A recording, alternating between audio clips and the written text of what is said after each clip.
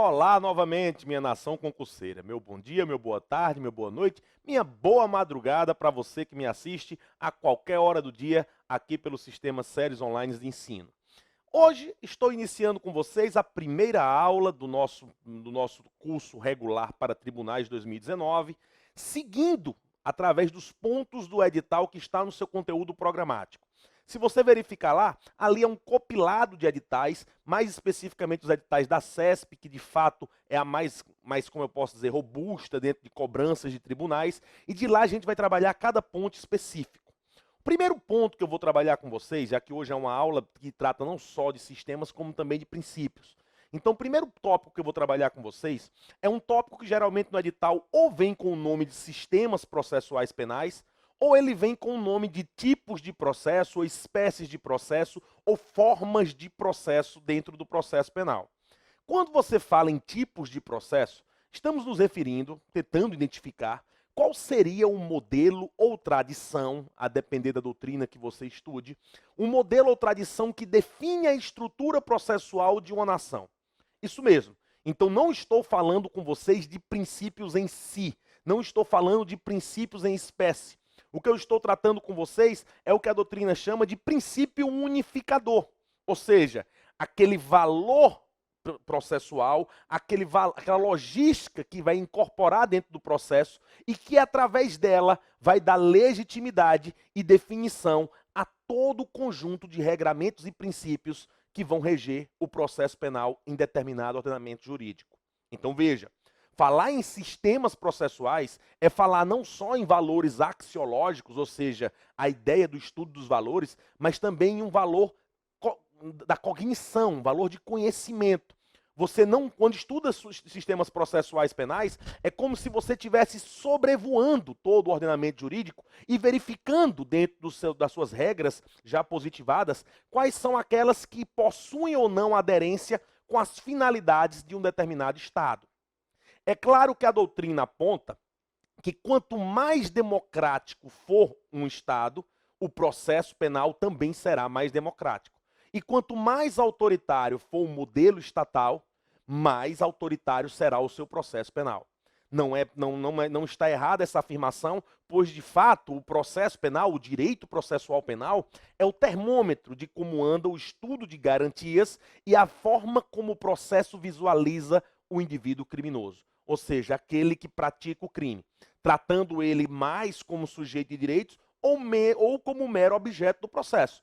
Essa visão do sujeito do processo, a relação que há entre as funções do processo e a figura do réu, e as garantias processuais que são reconhecidas dentro de cada modelo processual, define o seu tipo de processo. Então, começando essa aula, estamos trabalhando a ideia de sistemas processuais. Então, definindo aqui para vocês o nosso organograma, sistemas processuais está diretamente ligado ao que nós conhecemos como princípio unificador. O que seria esse princípio unificador? Seria um valor fundamental que resume e define um determinado modelo processual. Ou seja, que define a forma como o processo irá se construir e também se definir dentro de cada modelo estatal. Historicamente, você encontra três principais sistemas processuais por sua nomenclatura. Nós temos o sistema inquisitório, o sistema acusatório, e lá na Revolução Francesa você vai descobrir o sistema misto, ou sistema francês. Ok? Na Antiguidade Clássica, ou seja, no Antigo Egito, no povo hebreu,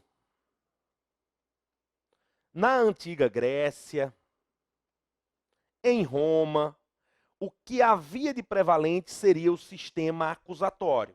Muita gente pensa que, na verdade, quanto mais antigo for a história do direito, mais próximo você estaria de um sistema inquisitório. Isso é um ledo engano. A sociedade ela começa com o sistema acusatório, sobretudo por não haver ainda a ideia de codificação. Não havia também a figura de Estado. Geralmente, esses sistemas aqui eram analisados pela figura do sacerdote. era destinado ao sacerdote, e isso vai mudando de figura no direito romano quando surge o pretor. Mas, de fato, havia uma igualdade processual. No sistema acusatório, havia uma acusação formal perante uma pessoa que iria analisar o caso concreto. O réu possuía palavra para poder se defender. Isso, claro, quando não se tratava dos casos de autodefesa. Mas o sistema acusatório, então, é um sistema que marca a antiguidade. Veja ali, então, que antes do cristianismo, você entraria em contato muito mais com o sistema acusatório do que com o sistema inquisitório. O sistema inquisitório já é uma marca a partir do século XIII em diante, que é onde você vai encontrar aqui o processo canônico. De fato, com o cristianismo, surge o Instituto da Igreja, e o Instituto da Igreja traz aquilo que ficou chamado como Inquisição. E a Inquisição teve suas marcas processuais, que são sentidas até hoje dentro do Código de Processo Penal brasileiro de uma maneira mais reflexa, mas também é sentida. Então veja que se você tivesse que começar a entender e estudar o que seriam os sistemas processuais, tudo começaria pela definição do que seria o sistema acusatório e o sistema inquisitório. E para isso, então, eu começo com vocês explicando quais são as características de cada sistema, para a gente visualizar de forma comparativa qual seria necessariamente aqueles fatores que o diferenciam e aqueles que se aproximam mais ou menos do nosso sistema atual, ok?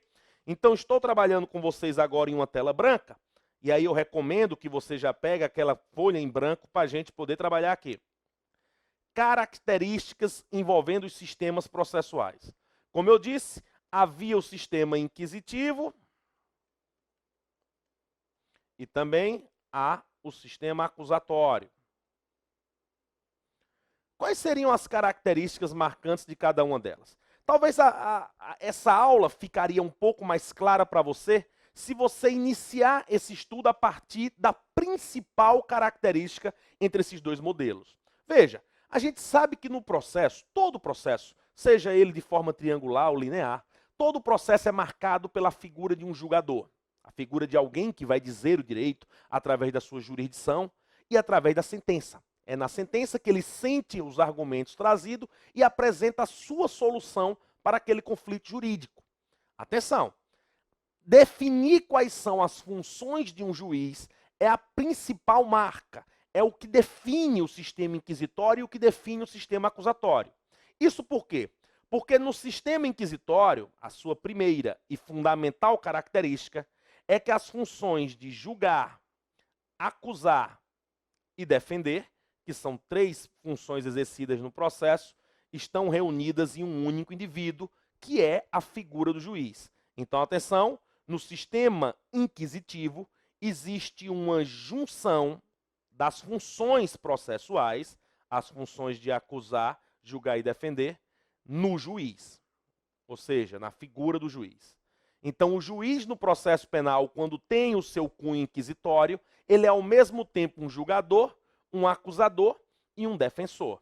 É estranho de você visualizar hoje, atualmente, um modelo que adote esse sistema inquisitivo puro, você não encontra ele em nenhum lugar do planeta.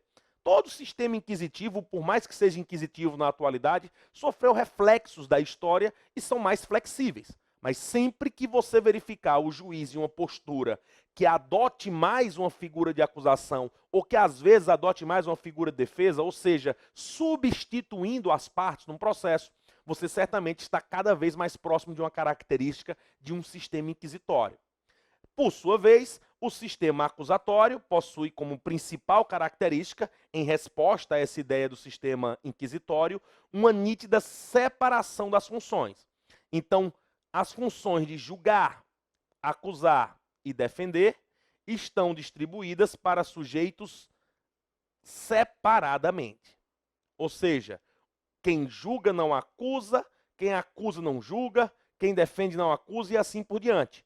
Então, a principal característica do sistema acusatório é a sua nítida e necessária separação das funções dentro do processo. Então, veja que no sistema acusatório Existe a figura de um juiz, cada vez mais imparcial. Aliás, toda a conjuntura de leis que existem é no sentido de tentar assegurar o máximo possível a imparcialidade do juiz. Que ele não esteja com nenhum vínculo objetivo ou subjetivo que lhe leve à causa. E que também seja dado às partes meios para poder questionar caso o juiz seja parcial. É aí onde entra a exceção de suspeição, a exceção de impedimento, né? Causas legais que afastam o juiz da sua jurisdição, não permitindo ele julgar determinadas causas que garantam, ou seja, que tragam para ele algum tipo de vínculo, seja num benefício, seja porque ele também tem um mau olhar com relação àquela causa. Isso é um sistema acusatório, muito mais democrático. Com base nessas duas principais diferenças, você consegue visualizar como seria o processo penal. O processo penal, num sistema inquisitivo, é o que a gente chama de processo linear. Você tem um processo linear. Por quê? Porque quando você olha para a figura do réu, você vê que aqui tem a figura do juiz, que ao mesmo tempo acusa e defende contra um réu. A figura de um indivíduo aqui sozinho se defendendo contra todo esse poder que é dado à figura de um julgador. Em contrapartida, no sistema acusatório, você possui a figura de um processo triangular. Ele é um processo triangular por se tratar de um processo de partes. Existem partes bem definidas, com funções também delimitadas, que irão formar uma relação jurídica processual. Então, no sistema acusatório, o processo é representado da seguinte maneira. Existe o autor da ação, que irá provocar o Estado através da figura do juiz, que esse juiz é obrigado a chamar o réu, dando ciência a ele de que existe um processo através da citação, para com isso poder se defender. Então veja que esse formato triangular é próprio de um sistema acusatório, pois ele trata as partes de maneiras equidistantes, elas não se confundem, quem acusa não defende, quem defende não acusa, e de forma igual. Eles têm as mesmas oportunidades dentro do processo, sendo separado dele a figura do juiz. O juiz fica na ponta da pirâmide, pois ele não deve se vincular nem com a parte acusatória, nem com a parte defensiva, mantendo a sua imparcialidade e o distanciamento necessário para apreciar e julgar a causa sem nenhum tipo de vício ou contaminação cognitiva. Esse seria, então, o nosso sistema acusatório. Voltando para outra característica marcante do sistema inquisitivo, aqui a gente entra na figura do réu. Marcadamente tem que se saber como o réu é tratado dentro do processo penal para se definir quando o sistema é inquisitivo ou quando o sistema é acusatório. No sistema inquisitivo, o réu é tido como um mero objeto do processo. Ou seja, ele não é tratado como um sujeito de direitos. Então, o réu, no sistema inquisitivo, não tem direito à presunção de inocência. Pelo contrário, na verdade, existe uma presunção de culpa. O réu também não possui o direito de aguardar o processo em liberdade. A prisão passa a ser a sua regra. Ele não tem direito ao contraditório, ou seja, o Estado não é obrigado a lhe dar ciência dos atos que ele mesmo pratica. Também não tem direito à ampla defesa. A defesa, na verdade, é exercida pelo próprio órgão julgador, que faz a sua análise através de provas tarifadas para definir quanto mais aquele indivíduo, quanto mais provas absolutas apresentarem com relação a ele, mais culpado ele será, como se fosse uma análise aritmética.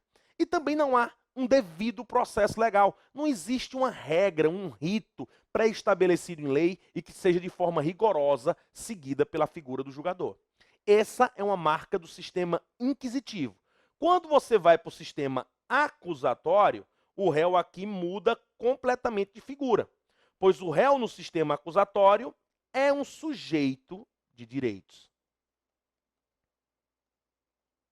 O que isso quer dizer?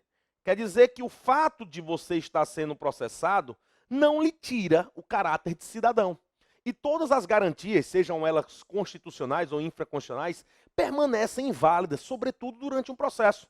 Então, em um sistema acusatório, o réu é presumidamente inocente, só podendo ser preso após o trânsito em julgado de uma sentença, quando uma decisão passa a ser imutável. Trânsito em julgado torna uma decisão imutável. Ou seja, a matéria fático-probatória está esgotada e não haveria mais o que se discutir aí com relação à sua culpa. Daqui a pouco a gente fala sobre isso quando for falar sobre princípios.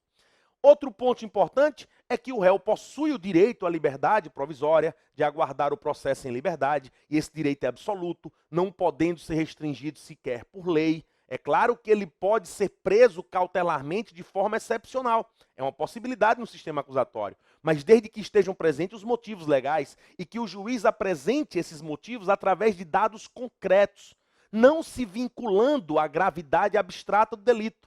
Ok? Também você encontra dentro dessas garantias ao réu o contraditório e a ampla defesa.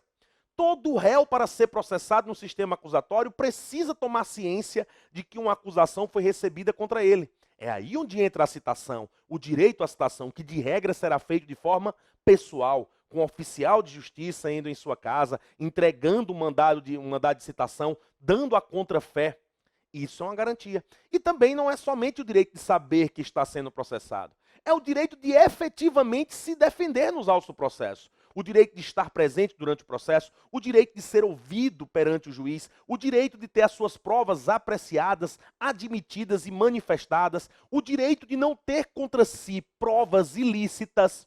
Tudo isso são marcas de uma pessoa que possui garantias. Então, se você possui garantias dentro do processo, você é um sujeito de direito e está muito mais próximo de um sistema acusatório.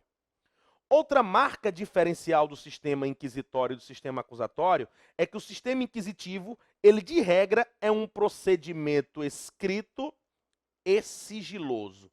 Ou seja, os atos processuais geralmente não são orais, são feitos de forma escrita, geralmente através da visão do próprio juiz. Afinal de contas, como ele preside todo o procedimento, todos os atos são feitos por termos e esses termos são narrados pelo juiz. Quem aqui nunca foi para uma audiência, e hoje é mais difícil até de você encontrar, não é? Mas até 2008, toda audiência havia a figura de um escrivão do lado do juiz. O réu falava para ele como foi o crime, não falava direto para o servidor, falava para o juiz era o presidente da sessão.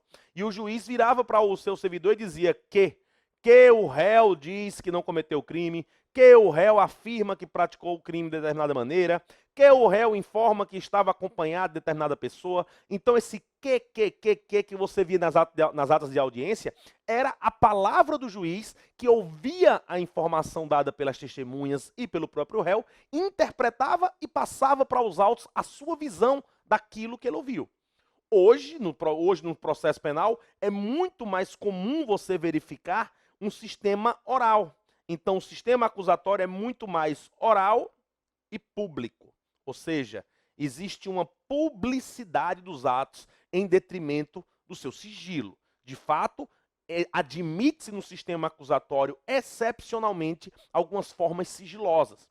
No entanto, é importante ressaltar que essas formas sigilosas são maneiras excepcionais e que estão sujeitas ao contraditório postergado.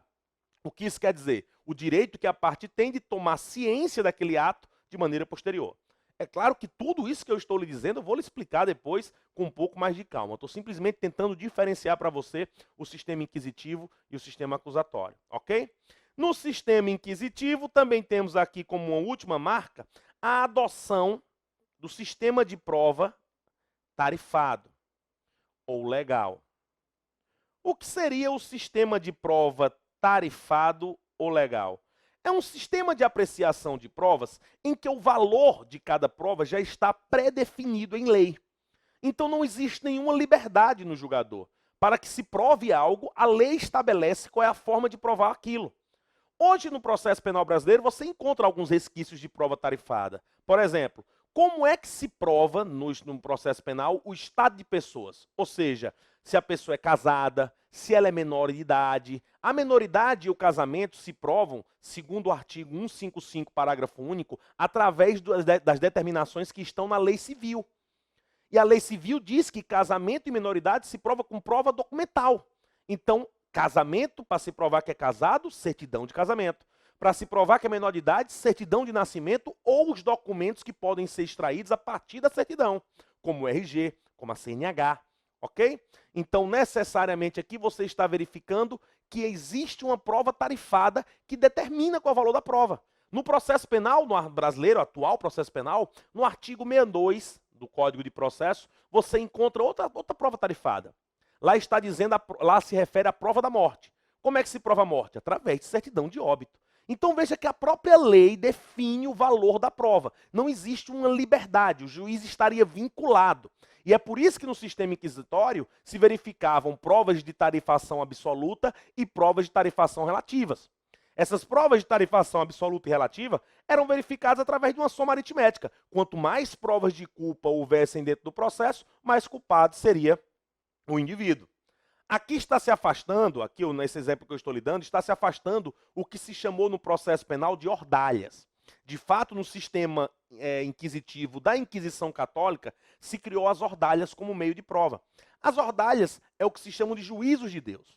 Na verdade, o que a igreja fez foi trazer alguns tipos de suplícios, provações que o indivíduo tinha que passar, e que se ele fosse inocente, Deus protegeria ele. Então era a melhor forma de se provar do planeta. Por quê? Porque quem tudo vê, quem é onipresente, como Deus, se eu consigo trazer ele para o processo, então a verdade sempre vai ser diante de todos. Como seriam essas provações? Um exemplo clássico da história é quando mandava o réu andar vagarosamente através de um colchão de brasa. Descalço, ele andava em um colchão de brasa, e se ele chegasse ao outro lado sem nenhuma queimadura no pé, ele era inocente. Dá para perceber que o número de culpados era enorme, não é? Enorme. Mas, como estamos falando da fé, acredita-se efetivamente que o Deus poderia proteger aquele inocente. E é por isso que a tortura também na Inquisição Católica era muito utilizada, a questão da roda católica, né, de puxar os membros inferiores e superiores, dilacerando o indivíduo. Era uma dor dilacerante, mas acreditava-se que Deus protegeria os inocentes. Lembrem-se, a rainha das provas no sistema inquisitivo é sempre a confissão. Por quê? Porque a confissão é a assunção de culpa, é quando eu reconheço que pratiquei o delito. Na Inquisição Católica, não alcançar a confissão necessariamente era como se tivesse sido derrotado no processo. Então é preciso se entender como seria a logística do sistema inquisitório e saber que isso não se aplica no sistema acusatório. Por quê? Porque no sistema acusatório não há provas absolutas. Aqui o que se adota é o livre convencimento motivado. Ou seja, não existe nenhuma prova que vincule o juiz, ele estando livre na apreciação da prova, desde que o faça de forma motivada. Afinal de contas, esse sistema também é chamado de sistema da persuasão racional. Ou seja, persuasão vem de persuadir. Quem produz provas no processo penal acusatório são as partes. As partes produzem suas provas com o intuito de convencer o magistrado de que a tese acusatória ou defensiva seria aquela mais verdadeira. Então, o intuito da prova é convencer o magistrado de que a sua alegação é verídica.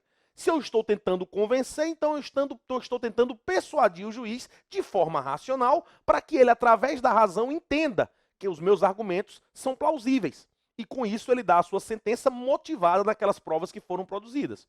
Veja, não é difícil você identificar dentro desses dois sistemas qual seria o sistema adotado pelo Brasil.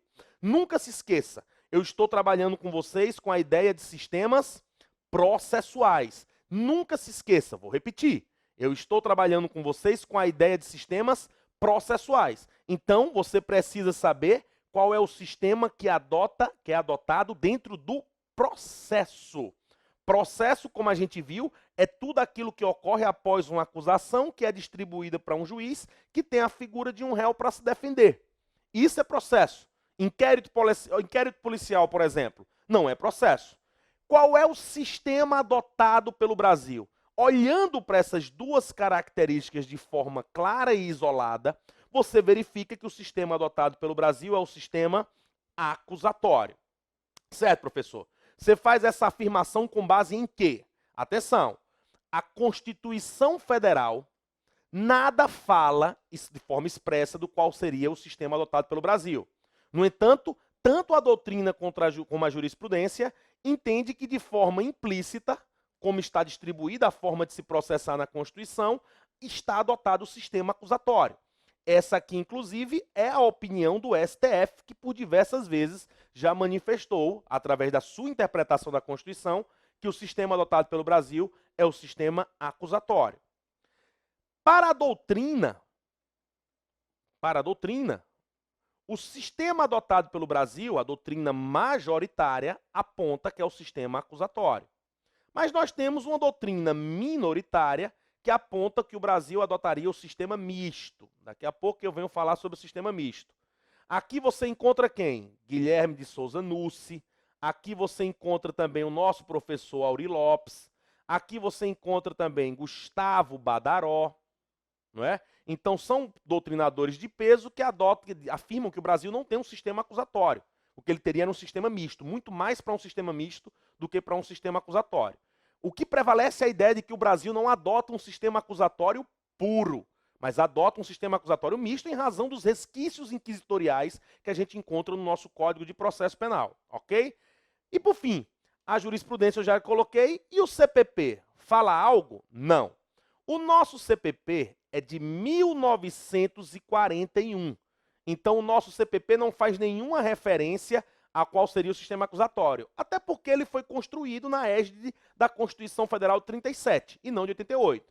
Mas o projeto de lei que visa ser o novo CPP, se passar da forma como ele está, ele possui um dispositivo que fala de forma expressa que o Brasil adota o sistema acusatório. Certo. Mas, professor, por que é que isso traz uma séria confusão com relação ao sistema misto? Vamos entender o sistema misto que seria então, certo? Voltando para cá para vocês, lembrando-se, o sistema adotado pelo Brasil, segundo todos aqueles argumentos que eu lhe dei, é o sistema acusatório. Ainda assim, não seria um sistema acusatório puro. Afirmam que é um sistema acusatório misto, não é? Em razão das influências que nós temos de alguns dispositivos que seriam de forma inquisitorial. Entre eles, basta lembrar algumas provas tarifadas que estão no Código de Processo Penal. Eu já disse a você, a título de exemplo, o artigo 155, parágrafo único, o artigo 62 também do CPP. Aqui também você encontra o direito de o juiz produzir prova de ofício, mesmo antes de iniciada a ação penal, que está no artigo 156, inciso 1º, e assim por diante. Nós temos diversos exemplos de situações que dão a ideia de nós termos um sistema acusatório misto. Certo, mas o que seria o sistema misto? Nunca se esqueça, eu estou lhe ensinando sistemas processuais. O sistema misto era um sistema composto por duas fases. Ele possui uma primeira fase, que é uma fase investigativa, e que essa fase investigativa seria de cunho inquisitório, onde o réu não possuiria as garantias processuais do contraditório, ampla defesa e assim por diante. Já a segunda fase é a chamada fase de julgamento, seria uma fase de julgamento, e que seria muito mais marcada pelas características do sistema acusatório. É por isso, então, que se chama de sistema misto, pois ele seria uma junção, no mesmo processo, de sistemas inquisitórios e acusatórios, de características inquisitoriais e acusatoriais. Esse sistema misto também é chamado de sistema francês, também é chamado de sistema napoleônico. Deixa eu corrigir isso aqui para você anotar aí. Professor, isso é importante? Sim, isso já caiu em prova da VUNESP. Sistema napoleônico.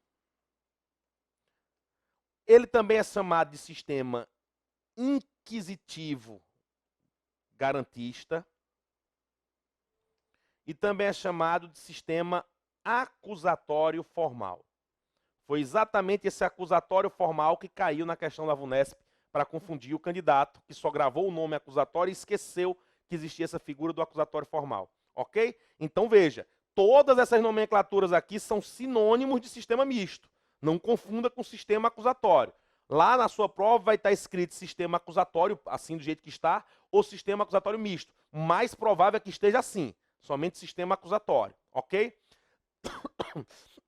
Desculpa. Mas, professor, agora que o senhor me disse que o sistema misto possui duas fases, eu estou achando que ele parece mais com o sistema brasileiro. Porque o Brasil possui uma fase investigativa, que é o inquérito policial, presidido por uma autoridade policial, que é o delegado, e possui uma fase processual, que é a fase de julgamento, onde há todas as garantias possíveis e imagináveis. Atenção, eu disse aos senhores que o sistema misto é um sistema processual. Então, atenção, essas duas fases são fases do processo. Então, perceba, Nós vimos que existe uma primeira fase e nós vimos que existe uma segunda fase.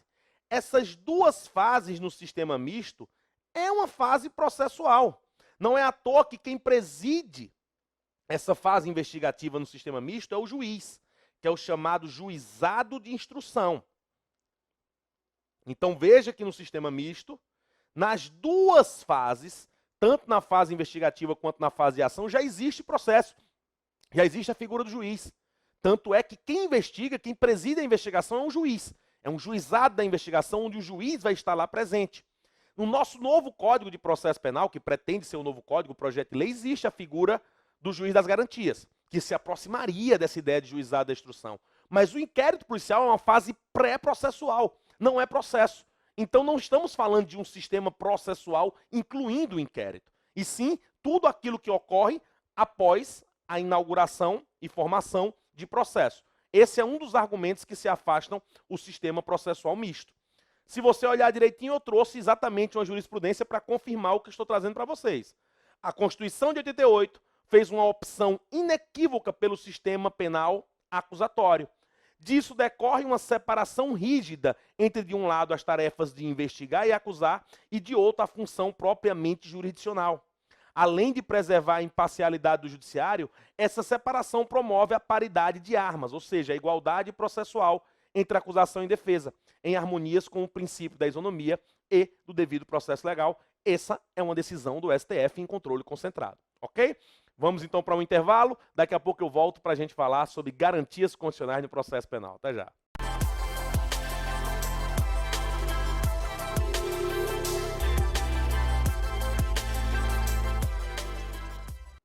Então é isso aí, né? Estamos no segundo bloco dessa primeira aula. No bloco anterior, a gente estava tratando sobre sistemas processuais. Professor, tudo aquilo que o senhor falou é importante? Sim. Aquelas características são importantíssimas. Todas as provas de concurso, quando lhe cobra sistemas processuais, lhe cobra essas duas coisas.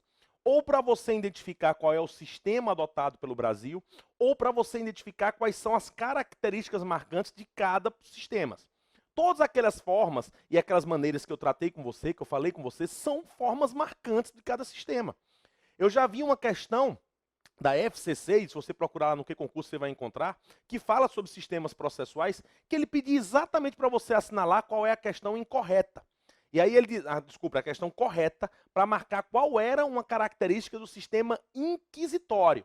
E lá estava, procedimento escrito. De fato, atenção, o procedimento ser escrito é uma marca do sistema inquisitório. A marca do sistema acusatório é a oralidade, a fidelidade dos atos. Não é à toa que hoje, quando você vê uma audiência sendo marcada, audiência sendo realizada, essa audiência hoje é gravada por exigência da própria lei, para que fique mais fidedigna as palavras do indivíduo. Como isso também já foi cobrado em questão CESP. No seu material eu trouxe duas questões para lhe mostrar as formas como são cobradas essas questões que envolvem sistemas. Olha essa questão CESP aqui, ó. Acerca dos princípios gerais, das fontes de interpretação da lei processual penal, bem como dos sistemas de processo penal, já que nas provas da CESP geralmente vem verdadeiro ou falso, né? Então eles trazem várias temáticas dentro do mesmo assunto. Aí ele segue, ó. A publicidade, a imparcialidade, o contraditório e a ampla defesa são características marcantes do sistema acusatório. Certíssimo, não é? De fato, você viu que o processo é público, que o juiz, por ser uma figura triangular, também é imparcial e que o contraditório e a ampla defesa são garantias que, inclusive, são marcadas pela própria Constituição Federal.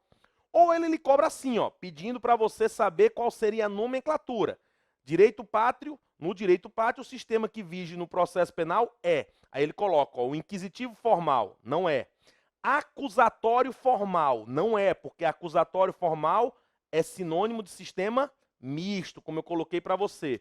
Inquisitivo não é, inquisitivo unificador não é, sobrou então aqui o sistema acusatório a ser marcado. É assim que aquela temática vai ser cobrada para você. Agora a gente entra em outro tópico do seu edital, que geralmente vem lá no comecinho, ao lado de sistemas processuais, quando está com essa nomenclatura, ou ele é o primeiro tópico de cada edital, que fala sobre garantias constitucionais no processo penal, ou processo penal constitucional. Às vezes a CESP vem com essa nomenclatura, processo penal constitucional, ou somente com o nome princípios. Mas veja, Não confunda a ideia de princípios com as garantias constitucionais, pois nem todas as garantias constitucionais previstas no artigo 5º da Constituição, ou em alguns dispositivos que estão espaços dentro da Constituição Federal, são princípios. Nem tudo você pode chamar de princípio. Então nós temos os princípios constitucionais, aqueles que são famosos, já devidamente catalogados, e a gente vai trabalhar cada um deles nessa aula de hoje. E também nós temos os princípios infraconstitucionais. São valores principiológicos que decorrem do Código de Processo Penal e não da Constituição Federal em si. É claro que os princípios infraconstitucionais eu vou estudar com vocês a partir de cada matéria. Eles estão distribuídos dentro da matéria. A ação penal você vai encontrar obrigatoriedade, indisponibilidade, indivisibilidade. Lá na matéria de prova você vai encontrar o princípio da comunhão, identidade física do juiz. Então a gente vai dentro de cada matéria trabalhando esses princípios infraconstitucionais. E agora, nesse bloco de aula aqui, agora até encerrar essa aula, eu vou conversar com vocês sobre princípios e disposições constitucionais. Coloquei os dois juntos porque aqui eu vou trabalhar com vocês os princípios constitucionais, sejam eles explícitos, sejam os princípios implícitos. Às vezes a banca pega no pé nessa diferenciação aqui. O que seria um princípio explícito e um princípio implícito? Veja, princípio é valor. E por ser valor, ele não precisa estar devidamente positivado. É um valor que você reconhece dentro de um sistema e é um valor que vai reger todas as questões que envolvem determinada matéria no processo. Isso não quer dizer que ele esteja efetivamente disciplinado no Código. Por exemplo, o princípio do contraditório e da ampla defesa. Foi a Constituição que criou eles? Não, isso é um princípio geral do direito. O contraditório, lá na antiga Grécia, lá no direito romano, era chamado de audiatur et altera pars. Essa palavra em latim que quer dizer ouça-se a outra parte. Então é o direito da outra parte de ser ouvido. É o direito da outra parte de ser cientificado para poder se manifestar. Hoje é um princípio regra. Hoje você encontra no artigo 5º da Constituição Federal a garantia do contraditório. Lá diz, todos os litigantes em processo administrativo ou judicial terá direito ao contraditório e à ampla defesa. Então é um valor que foi agregado dentro do Código através do positivado dentro do Código, dentro da Constituição Federal. Ok? Diferentemente é o que você vê no duplo grau de jurisdição, por exemplo. O duplo grau de jurisdição é um princípio que de cunho constitucional você verifica que existe uma matéria, a garantia de revisão por outros órgãos superiores, mas não está de forma explícita no artigo 5º. Então é um princípio implícito da Constituição. Da mesma forma é o favor-rei. O princípio de que dele decorre o indúbio pro réu, o direito de que as dúvidas durante a decisão deve militar em favor da defesa, o juiz, em caso de dúvida, deve absolver. O favor-rei também vem na questão do tratamento, de que entre prender e soltar é preferível dar valia à liberdade, excepcionalmente admitindo a prisão cautelar quando estiverem presentes os pressupostos e os fundamentos exigidos por lei. Então você verifica que o favor-rei ele vai entrar também dentro de uma maneira constitucional, seja por força de alguns dispositivos do artigo 5º, como a lei, como a garantia da liberdade provisória, que diz na Constituição Federal, ninguém será levado à prisão ou nela mantida quando a lei admitir liberdade provisória. Uma garantia constitucional que vai favorecer o favor-rei, mas não existe um princípio explícito dizendo que o juiz, em caso de dúvida, deve favorecer o réu. Isso vem não só da Constituição, como dos tratados internacionais que têm força supralegal, como é o caso do Pacto de São José da Costa Rica. Também nós temos princípios explícitos, como é o caso do juiz natural. Existe, ninguém será processado e nem julgado, senão por uma autoridade judiciária competente. Daí decorre o princípio do juiz natural. E dele vem uma decorrência implícita do princípio do promotor natural. Juiz natural, princípio explícito.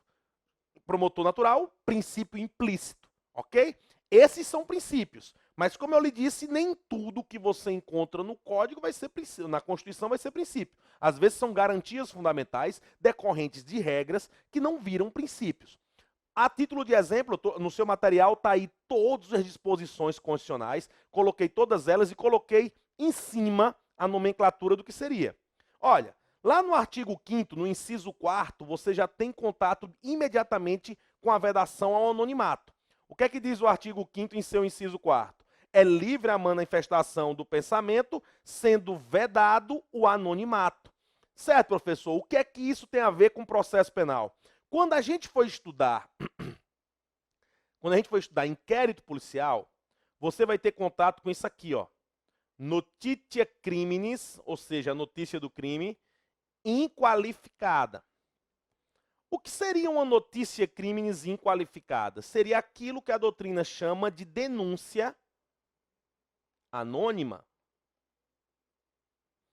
A pergunta é, a denúncia anônima é ou não é válida como forma de notícia do crime? É ou não é válida como uma forma de comunicação do crime? O STF enfrentou a matéria e decidiu que sim, que a notícia criminis é admitida como forma de notícia do crime, não como forma imediata de instauração do inquérito. O STF entende que a partir da notícia criminis, o delegado, mesmo que seja através do disco denúncia, mesmo que seja de uma forma anônima, o delegado deve verificar se a informação é verdadeira.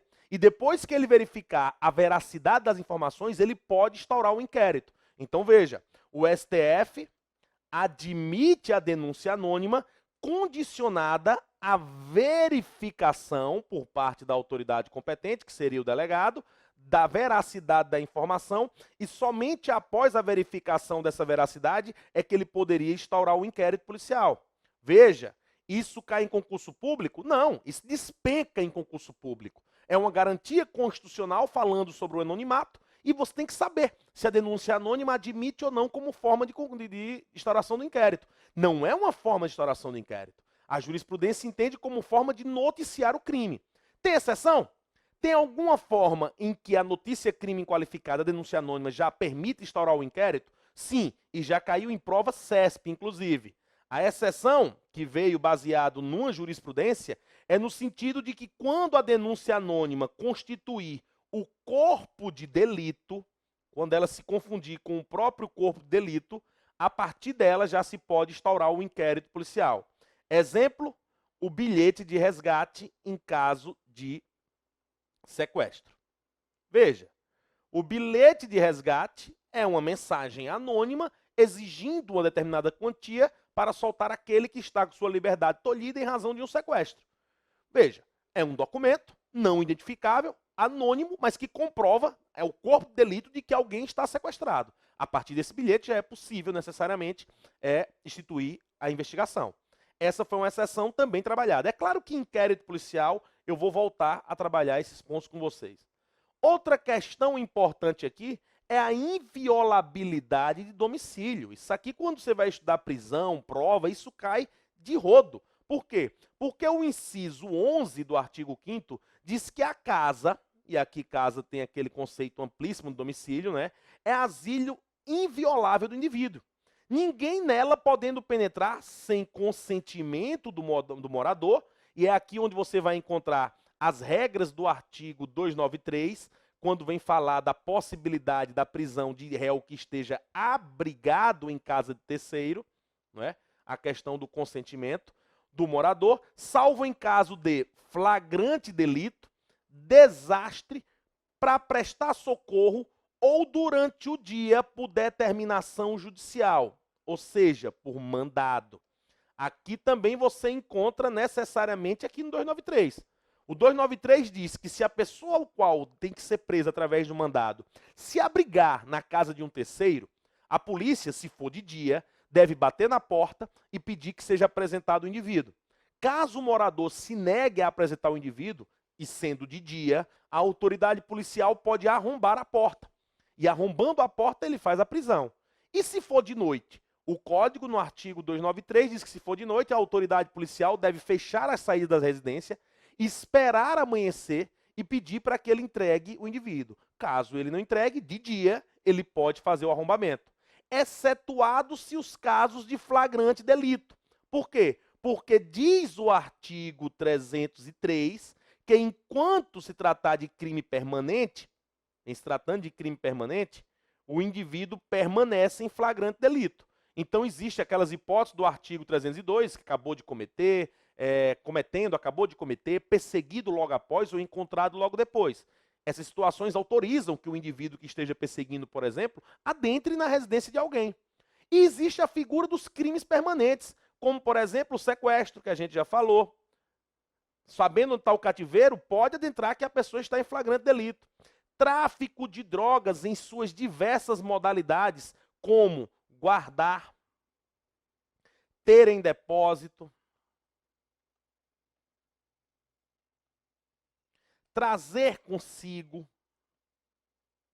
Tudo isso aqui são verbos do artigo 33 da Lei de Drogas que autorizam entrar na casa de alguém, mesmo que seja no período noturno. Por quê? Porque o flagrante não está resumida a figura do dia.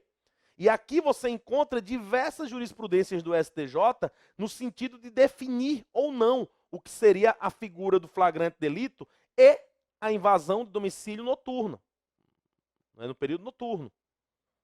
Já houve um precedente do STJ que admitiu ser considerada razões necessárias, fundadas razões, para entrar em uma residência no período noturno, o cheiro da maconha.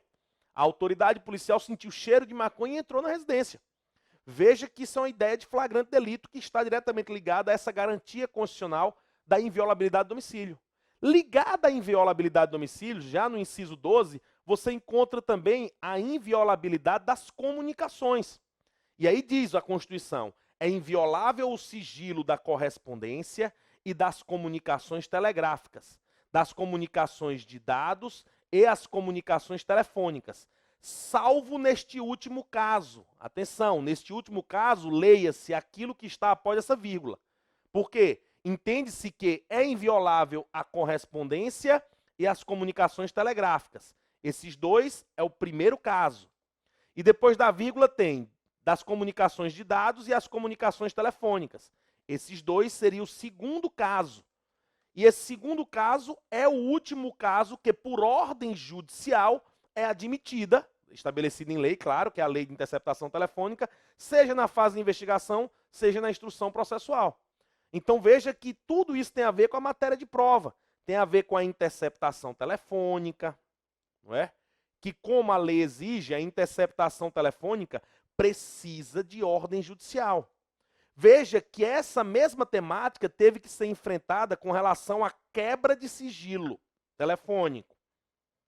Veja, a interceptação telefônica entende-se atualmente que precisa de ordem judicial.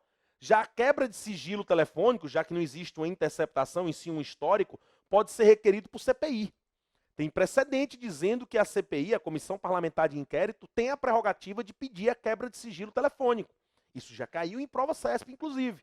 Então são essas particularidades que a gente vai estudar quando também chegar em prova, estão diretamente ligadas às garantias constitucionais. Você já pode pegar o seu material e vai alimentando aí, você vai colocando necessariamente as temáticas que mais para frente a gente vai trabalhar. Temos também na Constituição o direito de ação, ou direito à jurisdição, como alguns autores costumam chamar. Lá na Constituição diz que a lei não excluirá da apreciação do Poder Judiciário lesão ou ameaça ao direito. Então aqui está de maneira incondicionada o direito de estar em juízo. Agora veja, o direito constitucional, como está aqui colocado, está sem condições nenhuma. Não existe condições para você ter o direito de ação. Nesse exato momento, você que está me assistindo, eu que estou falando para você, agora eu estou com o meu direito de ação vigorando para mim aqui, vigente. Ele faz parte de mim. Mesmo que eu morra sem nunca entrar com uma ação penal na vida, eu tinha o direito de ação, estava assegurado a mim. Então não confunda o direito de ação com o exercício do direito de ação. De fato, o exercício do direito de ação é que no direito processual penal é condicionado. Então veja, para se entrar com a ação penal, é preciso que estejam presentes as condições gerais e as condições especiais de uma ação. Ué, professor, mas o novo CPC não acabou com esse negócio de condições gerais? Sim. O CPC acabou com as condições gerais, transformando as condições da ação em pressupostos processuais. Passou a ser pressuposto. Mas atenção, no Código de Processo Penal, você ainda vê, no artigo 395, a exigência das condições da ação. É uma das condições para receber a petição inicial. Então, por se tratar de lei especial, não pode o novo CPC, o novo Código de Processo Civil, revogar tacitamente uma lei geral, como seria aqui uma norma especial geral congênita dentro do direito processual penal, como é o Código de Processo. Ok? Então, permanece aqui o estudo das condições da ação, que a gente vai fazer isso quando for estudar a ação penal. E agora a gente chega no que eu já estava falando para vocês, né? O princípio do juiz natural. Atenção, o que seria o princípio do juiz natural? O princípio do juiz natural são duas garantias constitucionais que estão interligadas. A primeira é essa que está no inciso 37, que proíbe dentro do Brasil os tribunais de exceção. Então, o juiz natural é a garantia de que não haverá tribunais de exceção no Brasil. O que são tribunais de exceção? São tribunais pós-facto, ou seja, são tribunais que são criados após o fato criminoso. Dizer que no Brasil não há tribunal de exceção é dizer que no Brasil somente haverá autoridades competentes previamente estabelecidas em lei. A não existência de tribunais de exceção é a garantia de que as autoridades competentes para processar já estão previamente estabelecidas em lei, ou seja, antes do fato ocorrer, já se sabe quais são as autoridades competentes. Isso aqui é uma tradição do direito inglês. Ok? O direito anglo-saxônico trouxe essa figura aqui. Por que eu estou colocando para você a origem dessa tradição? Porque já houve uma questão CESP que dizia: o juiz natural é uma decorrência de duas garantias. O primeiro, o direito a não haver tribunal de exceção, que decorre do direito anglo-saxônico. Ok? Tá correto? Está correto. Segunda questão, é o direito de ser processado por uma autoridade competente, que decorre do direito americano. Está correto? Está correto também. Então veja que as questões vão inovando junto com doutrina, mas aqui com o meu material você vai anotando e vai catalogando aí, não esquece mais isso. Então o juiz natural seria a garantia de não haver tribunal de exceção, ou seja, não há tribunais pós-facto, já que todo crime possui uma autoridade competente previamente já estabelecida em lei. E o inciso 5º, em seu inciso 53, diz que ninguém será processado nem sentenciado senão por uma autoridade competente. É aqui que decorre do direito americano. Aqui é uma decorrência do direito americano, não é? Que vem essa garantia de autoridade competente. Perceba que, sabiamente, não se fala aqui em juiz, fala em autoridade competente. Porque, de fato, na nossa estrutura organizacional do direito, existem autoridades competentes para processar determinados crimes que não é necessariamente um juiz. Não é necessariamente um juiz concursado, não é necessariamente um ministro, não seria. Por exemplo, se você pratica um crime de roubo, de fato, quem é a autoridade competente para processar esse roubo é um juiz singular. Ok? É o juiz de uma vara. Mas veja, se você pratica um homicídio, constitucionalmente, quem vai decidir se você é culpado ou inocente já não é um juiz, é o jurado. Ou seja, são 7 pessoas do povo que compõem o conselho de sentença no tribunal do júri. E a Constituição traz como garantia essa autoridade competente para julgar a questão do homicídio. Aqui você também encontra como autoridade competente, por exemplo, se você pratica um crime de responsabilidade enquanto presidente, um crime de má gestão, quem vai ser a autoridade competente para processar e julgar esse crime de responsabilidade vai ser o Senado Federal. Lembra do impeachment da presidente Dilma? Isso mesmo. O artigo 52 da Constituição Federal estabelece que vai ser o Senado a autoridade competente para isso. E se você praticar uma corrupção ativa? Depende. Pode ser que você seja um senador e aí a competência vai para o STF, pode ser que seja um governador e aí a competência vai para o STJ. Então, ideias que envolvem foro privilegiado, competência, tudo isso que a gente vai estudar no dia da aula de competência tem a ver com juiz natural. Juiz natural é a autoridade competente. A autoridade competente é aquele que possui a competência, seja de competência de cunho absoluto, seja de competência de cunho relativo. Mas é aquela autoridade que já estava prevista em lei antes mesmo do crime ocorrer, que irá processar e julgar aquela causa. Outra pergunta que se faz é se esse princípio do juiz natural é um princípio absoluto, ou se existem algumas regras que possam flexibilizar essa figura do juiz natural. O antigo CPC de 73 trazia as questões que flexibilizariam esse princípio. Quais são as situações que pode flexibilizar o juiz natural? Férias, promoção, remoção, doença, morte, não é? Mas atenção, o CPC atual de 2015 não prevê mais essas formas excepcionais do juiz natural. Mas a jurisprudência entende que elas permanecem válidas, ou seja, as férias, a promoção, a remoção são situações que flexibilizam a ideia do princípio do juiz natural. E é com base no juiz natural que surge um outro princípio. É o que se chama de princípio do promotor natural. Veja, o princípio do juiz natural é princípio explícito, está em 2 momentos na Constituição Federal. Já o princípio do promotor natural é um princípio implícito, não há referência a ele dentro da Constituição Federal. Alguns doutrinadores entendem que estaria de forma explícita aqui, ó. Ninguém será processado senão por uma autoridade competente. E como a Constituição diz que na ação penal pública, quem vai processar é o Ministério Público, ou seja, lá no artigo 129, inciso 1º, a ação penal pública é dada ao MP. Então há doutrinadores que dizem que seria um princípio explícito com base nessa palavra processado aqui. Doutrina amplamente minoritária. Às vezes que caiu em concurso público a ideia do promotor natural, ele foi tratado como um princípio implícito. E é por isso que eu estou trazendo para você novamente, ok? A IBFC, a banca IBFC, uma vez cobrou de forma clara para saber se o promotor natural seria ou não princípio explícito ou implícito. Certo, professor? Mas o que seria então esse promotor natural? Veja. O promotor natural, como eu disse, decorre do juiz natural. Então, ele está diretamente ligado à ideia de se saber antefacto, ou seja, antes do crime ocorrer, quem seria o promotor da causa. Ou seja, quem seria o Ministério Público responsável pela causa. Então, veja, se você comete um crime aqui em Recife, embora promotor não tenha competência, ele não é uma autoridade competente, mas existe uma distribuição administrativa no Ministério Público entre os promotores. Existem os lugares onde eles possuem suas prerrogativas asseguradas. Então, quando você comete um crime em Recife, a garantia do promotor natural, exemplo, você praticou um roubo na cidade de Recife.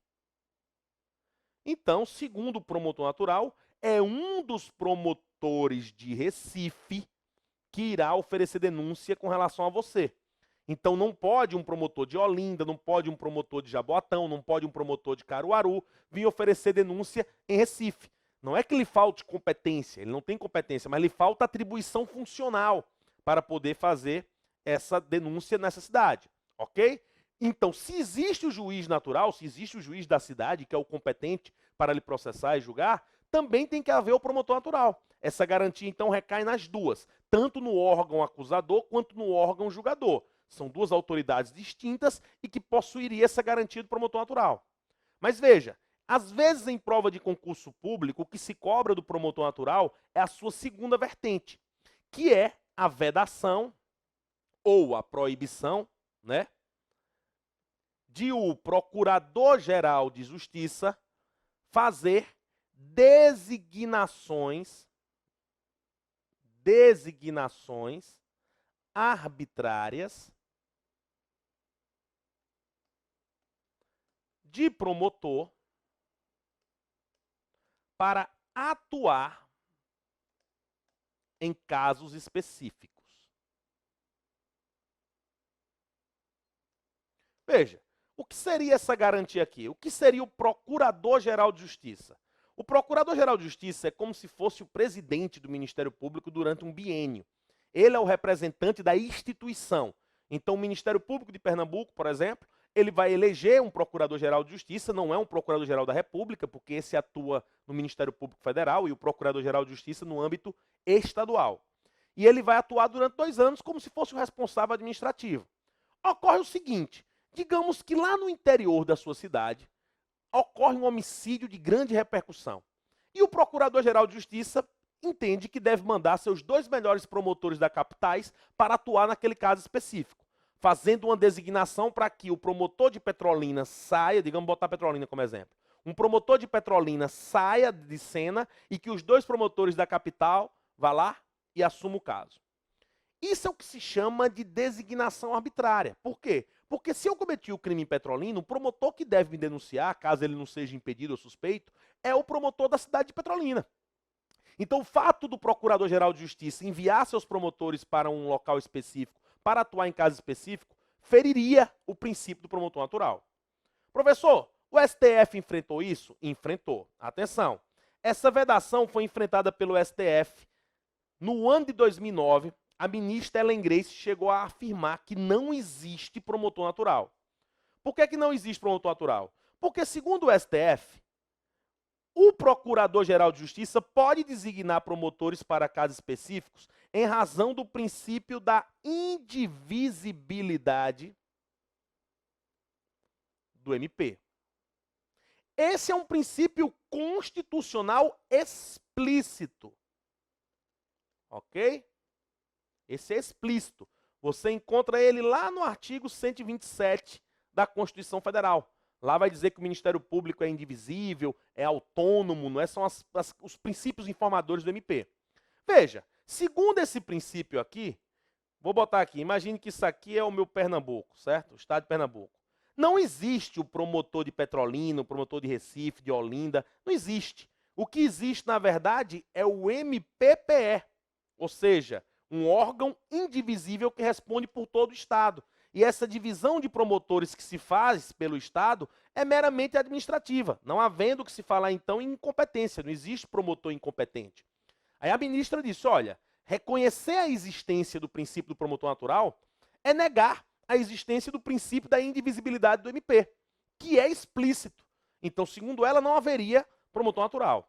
O que entendeu o STF foi que existe sim a figura do princípio da indivisibilidade do Ministério Público e existe também o princípio do promotor natural. São dois princípios que se somam. Então, atenção, quando alguém comete um crime de roubo em uma cidade, tipo a cidade X, nessa cidade possui um juiz, que é o meu juiz natural, e possui um promotor, que é o meu promotor natural.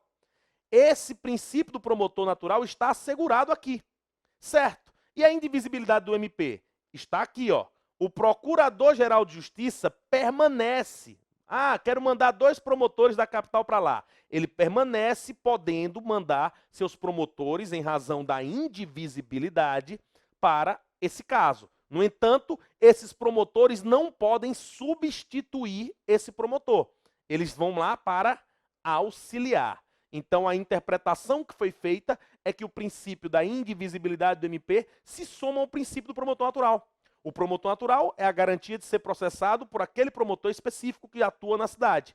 E o princípio da indivisibilidade do MP, que também está ligado ao promotor natural, já que ele veda a designação arbitrária, entende que o Procurador-Geral de Justiça pode designar promotores para caso específico, desde que ele vá para auxiliar o promotor natural e não para substituí-lo. Nosso tempo bateu, vamos para um intervalo que daqui a pouco a gente volta com mais garantias constitucionais e princípios. Até já.